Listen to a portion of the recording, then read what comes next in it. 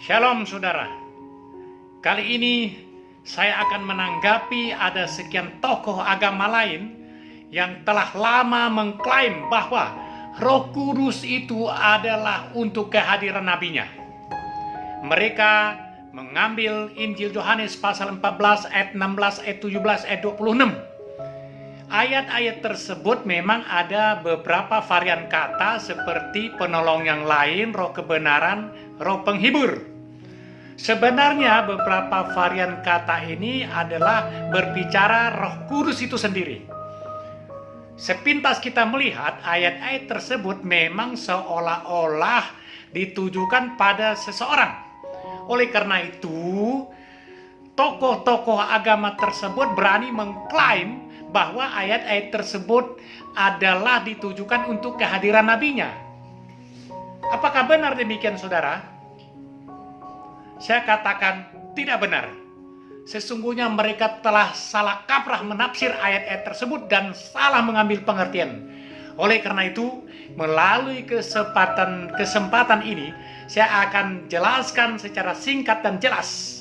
Sesungguhnya Roh Kudus yang dijanjikan oleh Yesus Kristus itu ditujukan untuk setiap orang yang percaya kepada dirinya adalah Tuhan dan Juru Selamat. Dan Roh Kudus itu akan membawa seluruh aspek kehidupan kita dari sejak awal kita percaya hingga akhir kehidupan kita. Dan Roh Kudus itu juga akan mengajarkan segala hal dan juga akan mengingatkan kepada kita segala apa yang pernah Yesus katakan. Dan Roh Kudus juga akan menghibur kita tak kala kita mengalami kesusahan hati, mungkin oleh karena berbagai macam persoalan. Demikian juga penolong yang lain. Dia akan menemani di saat kita mengalami kegersangan hati atau merasa kesendirian. Dan dia akan hadir menjadi sahabat terdekat, sehingga akhirnya kita tidak merasa kesendirian lagi. Dan dia akan menyertai kita selama-lamanya. Demikian juga roh kebenaran, yaitu Roh Kudus. Dia akan memimpin hidup kita dan akan mengilhami dan akan menuntun dan akan terus mengarahkan pikiran kita dengan secara akal sehat, secara logika yang sehat, dan terus memandang ke depan dengan penuh pengharapan. Dan dia juga terus akan membuat hati kita menjadi setia dan taat mengikuti kegiatan-kegiatan rohani dan terlibat memperdalami firman Tuhan sehingga akhirnya kita dapat memahami dan penuh pengertian yang selama diyakini oleh kita sebagai Tuhan dan Juru Selamat itu adalah sungguh-sungguh adalah Tuhan pencipta langit dan bumi dan segala isinya. Dan Roh Kudus juga akan membawa kita, memberikan kekuatan dan mendorong kita berpikir sedemikian rupa untuk menjangkau ketuhanan Yesus. 1 Korintus pasal 12 ayat 3 di situ mengatakan, tiada seorang pun yang dapat mengaku Yesus adalah Tuhan selain oleh Roh Kudus. Hanya Roh Kudus yang dapat mengaku Yesus adalah Tuhan. Kita ini manusia. Kita tidak mampu dapat mengaku langsung tanpa pertolongan Roh Kudus. Sebab secara manusia kita tidak mampu untuk menjangkau ketuhanannya. Tapi oleh karena berkat dan saksi Roh Kudus yang akhirnya memungkinkan kita dapat mengaku Yesus adalah Tuhan dan Juru Selamat. Dan pengakuan kita ini tidak diragukan lagi. Oleh karena itu saudara, dalam hidup kita ini apabila kita memang mengakui Yesus adalah Tuhan, kita harus dipimpin oleh Roh Kudus. Sebab kalau tidak, bisa diperkirakan iman perjalanan kita akan berantakan di pertengahan jalan. Hal-hal semacam ini belum dapat difahami oleh tokoh-tokoh agama yang lain. Mengapa? Karena memang mereka tidak dipimpin oleh Roh Kudus. Mereka hanya sebatas mampu memikirkan, menyatakan bahwa Yesus itu adalah manusia biasa dan hanya sebagai nabi tok. Lebih daripada itu sudah tidak mampu. Karena itu melalui kesempatan ini saya mau jelaskan dan menyadarkan mereka bahwa Injil Yohanes pasal 14 ayat 16, ayat 17, ayat 26 itu yang diklaim itu adalah untuk kehadiran nabinya. Yang diklaimnya selama ini bahwa nabinya adalah Roh Kudus dan Roh Kudus adalah nabinya. Seandainya itu benar, seandainya itu betul saudara, seharusnya nabinya dapat mengaku Yesus adalah Tuhan dan Juru Selamat. Dan nabinya menyadari dan bersikap bijak dan menyadari risiko dan ini tanggung jawabnya, dan dia dapat membuktikan bahwa Yesus adalah Tuhan dan Juru Selamat. Tetapi ini beliau tidak mampu menyatakan. Bahkan apa yang dikerjakan oleh Yesus Kristus 100% sebagai manusia, mengaryakan karya keselamatan penebusan dosa manusia di atas kayu salib, mati, dikubur dan bangkit kembali ke surga. Di akhir zaman nanti akan kembali untuk mengadili semua manusia yang berdosa tanpa terkecuali. Ini harus dipahami, dimengerti oleh nabinya. Tetapi ternyata nabinya sama sekali tidak mampu, sehingga tokoh-tokoh agamanya dan pengikutnya sampai hari ini tidak mampu mengaku Yesus adalah Tuhan. Sebenarnya kalau memang nabinya adalah Roh Kudus, seharusnya dia dapat memahami, karena Roh Kudus itu memahami, mengerti segala seluk-beluk keberadaan Tuhan Yesus yang hadir ke bumi sebagai manusia.